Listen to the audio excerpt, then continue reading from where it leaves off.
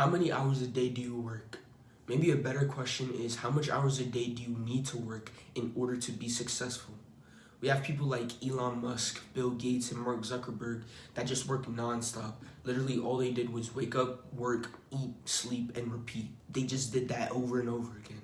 Some people like Alex Ramosi say that 12 hours is the minimum that you need to do, right? Some people like Charlie Morgan work 10 hours. Cal Newport, in his book Deep Work, essentially suggests that you can only really do 4 hours of deep work. And after that 4 hours of deep work, you're really just bullshitting yourself, or doing like shallow work, or you're just so like not focused and your mind is just so gone that you're not really producing anything of value. So how can we know how much we actually need to do in order to be successful?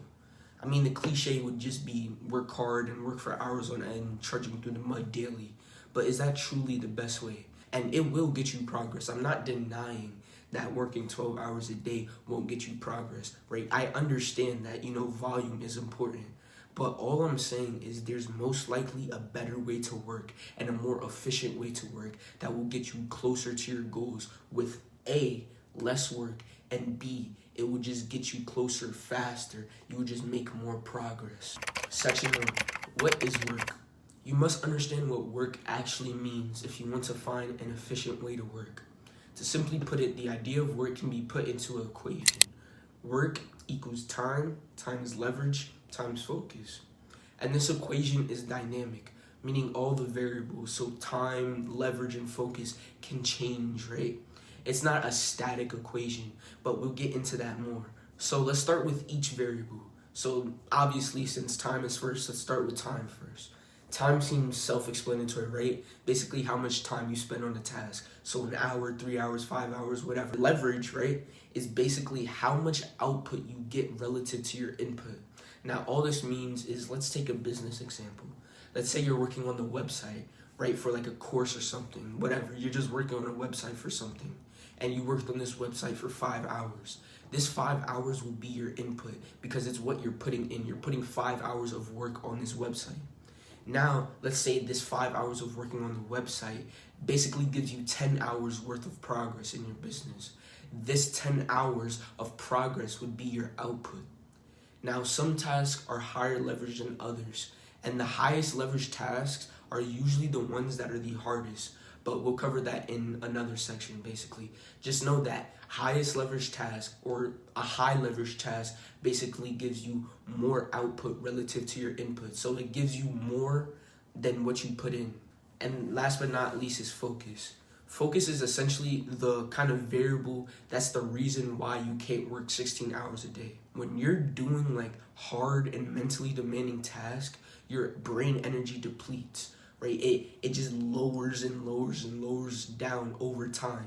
And what this does is it lowers your focus over time. So the more work that you're doing over time, the less focused you'll basically be. When your focus decreases, your output or the work decreases as well. Because when you're not focused, you start and you stop every 3 seconds. Your mind is somewhere else, not focused on the task.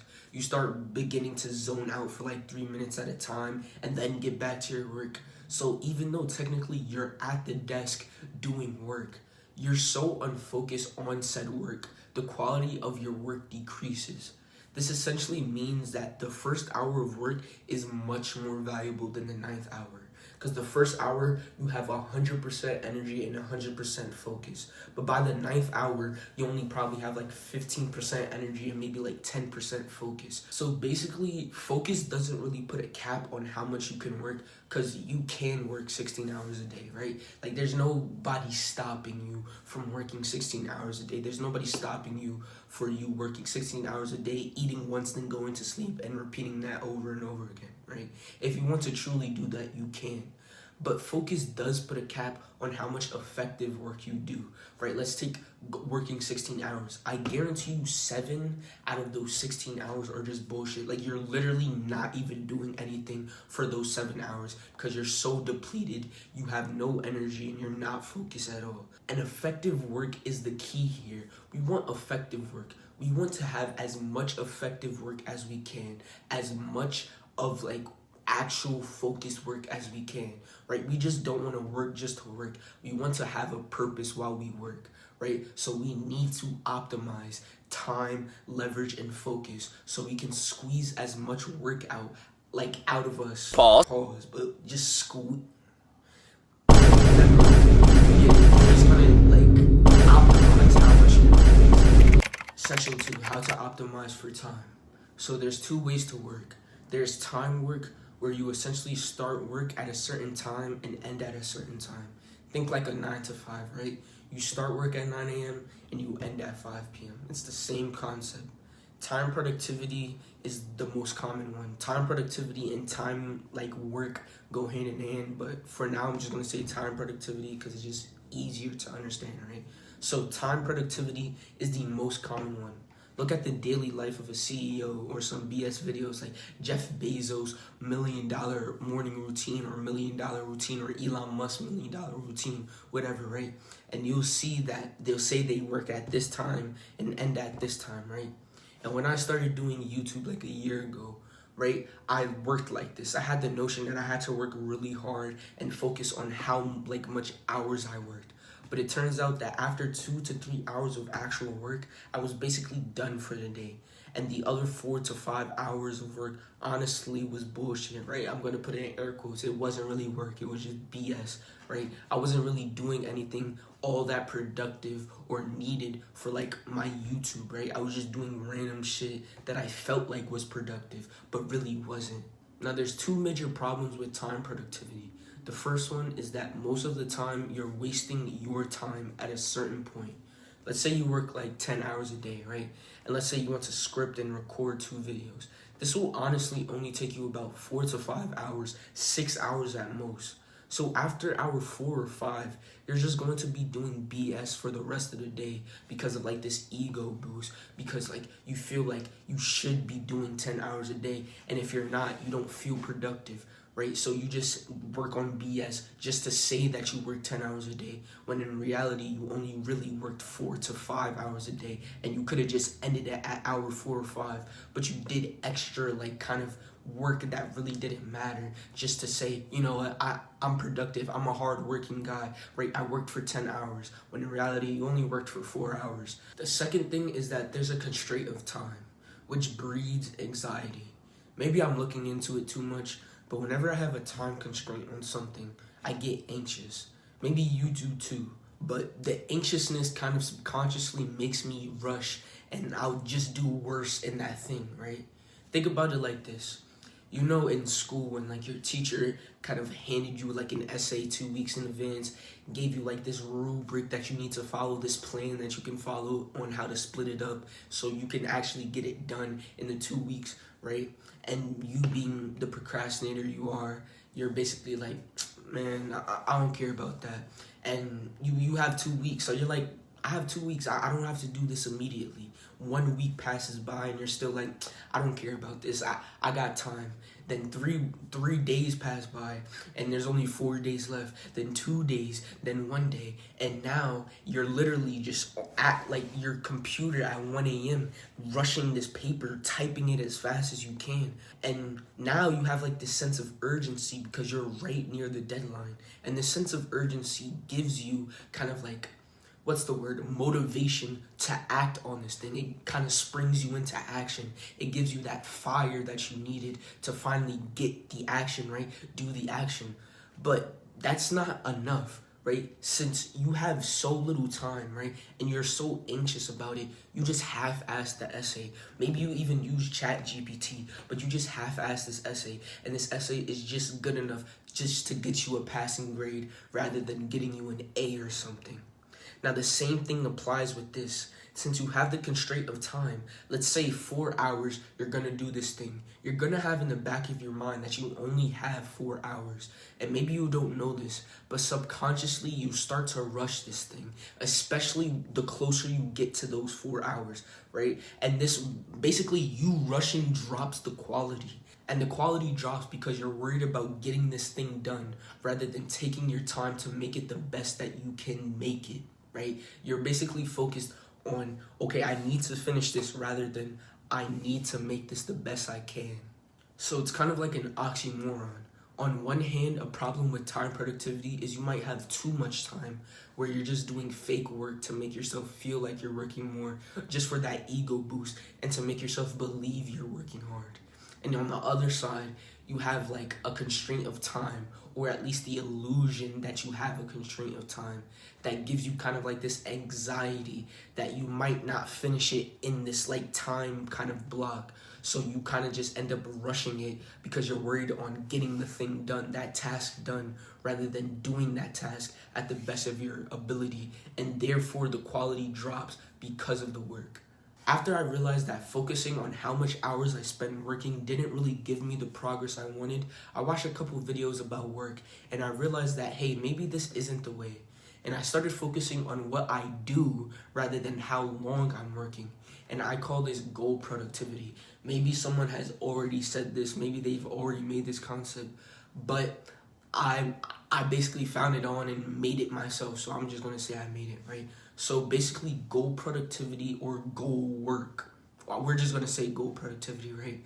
So goal productivity is essentially working until you achieve a certain daily goal. So let's say that for today you planned out that you're gonna make a new course on mental health. Basically, goal productivity will essentially say, okay, you're going to work until you finish this new course on mental health, and you will not stop working until you finish that course. Simply switching to a goal work kind of lens kills both of the main problems with time work. It kills the constraint of time or the illusion of a constraint of time because you're not focused on the time spent doing the task. You're focused on completing the task. And it also kills like that fake productivity because once you completed that daily goal, you're done for the day in terms of work, right? So there's no need to kind of push on and like do extra shit that you really don't need to do because once those daily goals are done, you're done. I like to call these daily goals Goldilocks goals, where they're not too hard, where you just end up like just giving up because you just can't do it like at this moment. You're just not at that skill level yet. But it's also not too easy where you're kind of cheating yourself and not maximizing your input and output. So essentially the way to optimize for time in a work perspective is to essentially not focus on it, right? You should focus on what you do and have daily goals that you work towards. And once you finish those daily goals, right, once you complete them, then you're just done for the day, right? There's no like fake productivity, there's no extra shit.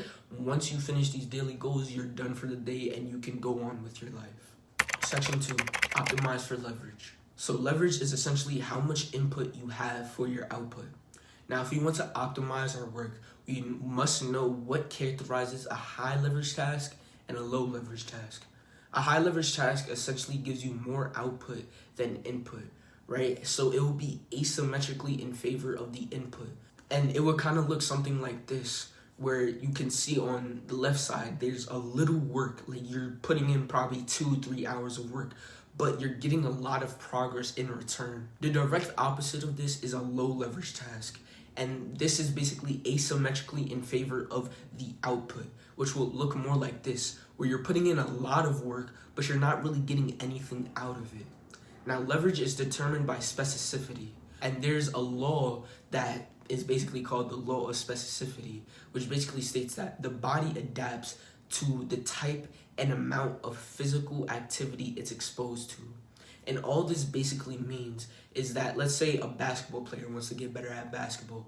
The best thing, the number one thing that they can do to get better at basketball is playing basketball. This is all that this law states, that if you want to get better at something, you just have to do that thing. And that's basically the law. And this applies to self-improvement. So how can we put this in a self-improvement lens? Let's say you want an aesthetic body. Which would be more high leverage? You going to the gym and working out hard, or doing the cold plunge? I'll give you some time. 3, 2. Okay, time's up. You probably picked going to the gym. And I mean, I hope you did. For the love of God, I hope you did, right? And why did you pick the gym? Well, if you thought about what I just said about specificity, you would probably conclude that the gym would be a higher leverage task because it's more specific to the goal of getting an aesthetic body. So if you want to optimize for leverage, we must focus all our time and energy on the highest leverage task. So how exactly do you find the highest leverage task? I've been through this process many of times over my channel, right? But first, we want to identify our goal. What is your goal? What do you want to achieve? After I identify your goal, I want you to ask yourself, what things do I need to do to achieve my goal? And if I don't, I won't make progress. Let's say I want to get straight A's. The highest leverage task I can do is study, go to school, and do homework and assignments, right? Because if I don't do those things, I can't get straight A's. Or maybe let's say it's a business, right? The highest leverage task of a business are making a product, getting customers, and selling to these customers. Because if you're not doing those things, you can't make money. There's no people that will buy your product. You don't even have a product, so what are you selling? And you're not selling to people, so like there's no way to really make money because you don't even really have a business, right? So these are things that you need to do, and those are your highest leverage tasks, because if you're not doing them, you're simply just not going to make progress or even achieve your goals. So you find your highest task through just asking, what are the things that I need to do to achieve X goal, right? And whatever answers that pop up are your highest leverage task. Now what I want you to do is to make the Goldilocks goals only relate to those things, only relate to those highest leverage tasks, because nothing else matters but these things in terms of your goals. Of course, a lot of other things matter, but in the lens of achieving your goals, these highest leverage tasks are the only things that matter. So all Goldilocks goals should have your highest leverage task, right? They should relate or be built off of your highest leverage task. Now, what else should it have to do? What else should it have? Well, it should relate to your skill level. If you're a beginner in the gym, your goal or style of training won't be similar to the goals and style of training of a person that's been going to the gym for 10 years, right? That's just how the cookie crumbles, right? When you're advanced, your goals and how you go about things are way more different than a beginner. A beginner doesn't have to be as meticulous with their diet or meal plan, right? They can literally just go in and make newbie gains, right? Just bullshitting around. But if you've been into the gym 10 years, you can't bullshit around anymore. So you have a more structured and more intense program compared to that beginner that literally has never touched the dumbbell. If you're a beginner in business and you don't even have a product yet, you wouldn't be doing what a person that's a billionaire would be doing, because you're not at that level yet. If you don't have a product, you shouldn't be trying to hire employees. That makes no sense, right? So make sure that the Goldilocks goals relate to your skill level. And let's be honest, you know what skill level you are. You know if you're a complete beginner in this thing, or an intermediate or an advanced person, right?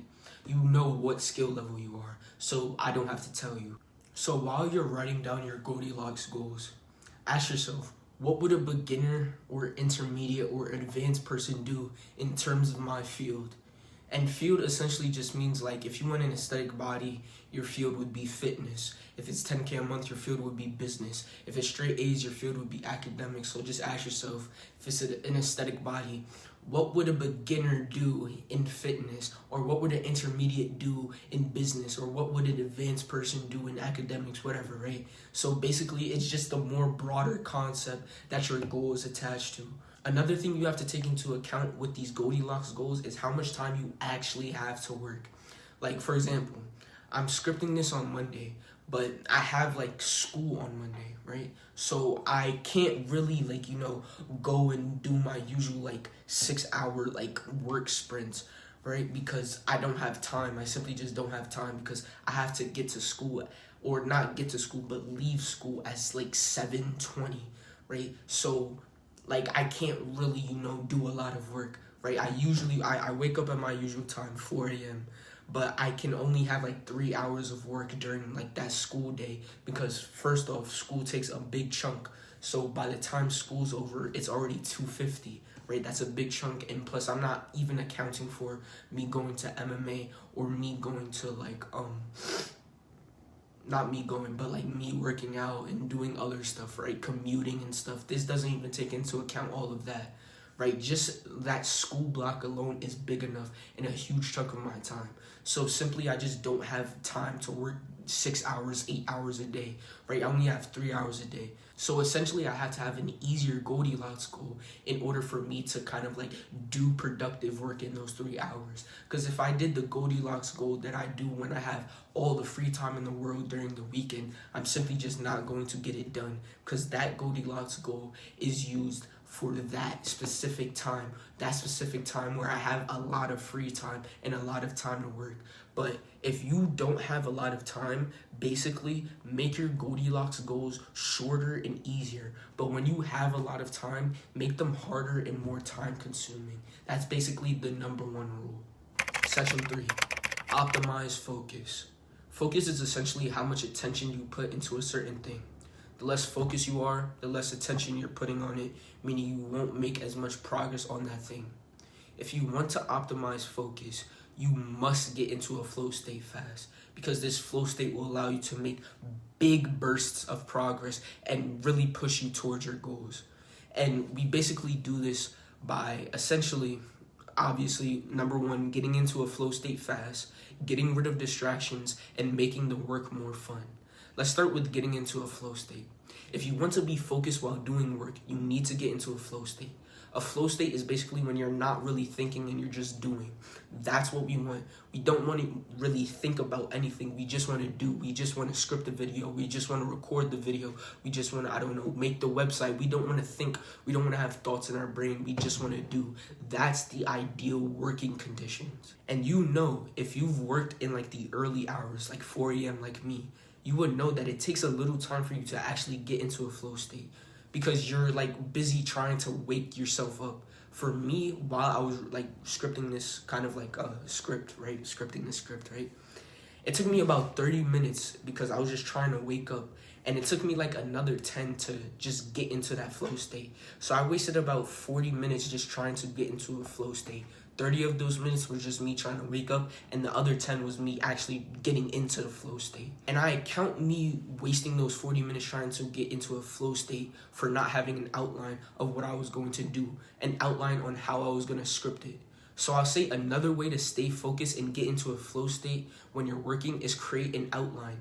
And this outline doesn't have to be anything grand. It doesn't have to be detailed. It can just be simple. Like, for example, for the scripting, I could have just put an outline of the main points that I was going to write in bullet points and then build my script off of those bullet points. And that will allow me to get into a flow faster and get the script done very fast, because I would just be in a flow state easier, because I wouldn't worry about thinking about, what should I put here? What should I put there? It's already outlined in these bullet points, and I just have to add on to those bullet points to make the script. So a way to stay more focused is having an outline, just a couple small things that will help you start the process easier, which will just get you into that flow. For example, when I'm recording videos, I basically just ask myself, what energy do I want to put out into this, right? And usually it's like a chill, more kind of calm energy where I'm like trying to really make you understand what I'm doing. And also I also say, what are like the key takeaways I want like the viewer to come home with, right? When they are like, once they finish this video, what do I want them to basically learn from this? And that basically helps me kind of like bring that energy and bring like the cadence and everything, like the knowledge and the information. Like, it just helps me basically record and get into a flow state of like recording faster. The next thing you have to worry about is distractions. The main distractions that people have during work is family/friends, their own mind, and their phone. To stop family and friends from distracting you, just work really early in the morning while they're asleep. Or you can just tell them, okay, I work 3 p.m. to 6 p.m., don't bother me. And now when you make it known that you work at these times, they're going to stop themselves from distracting you during 3 p.m. to 6 p.m. unless it's an emergency. Next is your mind. Now I want you to basically kind of like think about it like this. Work feels like meditation. If you ever meditated, you would know that sometimes your mind wanders, but you catch yourself back. Meditation should go like this. You're focusing on your breath, right? The thing you're supposed to. Then suddenly you're focused on something completely different. But then you catch yourself and focus on your breath again. And the cycle repeats. The same thing happens with work. You focus on the work, the thing you're supposed to focus on. Your mind wanders, maybe you're daydreaming or whatever. And once you are conscious of the fact that your mind is wandering and you're daydreaming or whatever, you're distracted, you catch yourself back, right? You're like, okay, I have to get back to work, and you start working again, right? It's just like meditation. And if you were listening, I mentioned highest leverage task and how the more specific something is to the task, the higher leverage it is. Well, this is a full circle moment. If you want to become more focused and stop your mind from distracting you, meditate. I'm going to start meditating way more because every time I do meditate, my mind kind of just stops lollygagging, and I can see myself getting less distracted and getting into flow states more easy and quicker because of like me meditating. So the most important thing you can do to stop your mind from basically like, dilly-dallying while you're working is meditating. Meditating, because they're kind of the same thing. You're focusing on your breath with meditation, but on work, you're focusing on the work. But you're focusing on something that you're supposed to, but then your mind wanders on both of them, and then you come back. So you're kind of learning that skill of coming back to the thing you're supposed to focus on. Another way to stop your mind from distracting you is diet. Eating processed junk and sugar gives you brain fog. I'm not saying you have to eat the best diet, lamb liver, raw testicles. Nobody's saying that. I'm just saying that you need to stop eating cakes, cookies, drinking soda, juices, every other processed like bullshit there is, red 40, yellow 5, right? We don't want that. If you want to be more focused in your work, you need to cut out these processed and sugar drinks or just processed foods in general. Right? Those 38 grams of added sugar will not help you become focused in the work that you want, right? Those red 40 and I don't know, like glycoglycine phosphate isn't going to help your brain focus on the task at hand. They're just not. So just cut them out. And for your phone, simply just put it in another room and turn off notifications. That's literally all you have to do for your phone. Throw it in another room or just put it out of your sight and turn off notifications. Or you could just put on airplane mode. That's it. So you know how to get rid of distractions. Now, how do you make work more fun? Now, it's not what you think. It's not making it feel like a game. You're not necessarily going to make the work more fun.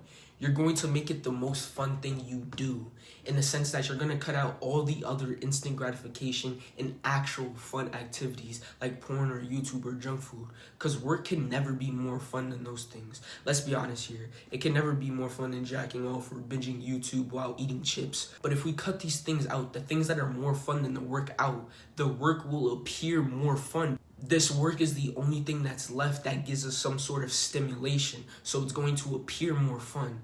And when we see the work and we acknowledge that the work is the only thing that we have to do, and we kind of like think that this is the only fun and stimulating thing that we have to do, it allows us to do more and more and more of the work.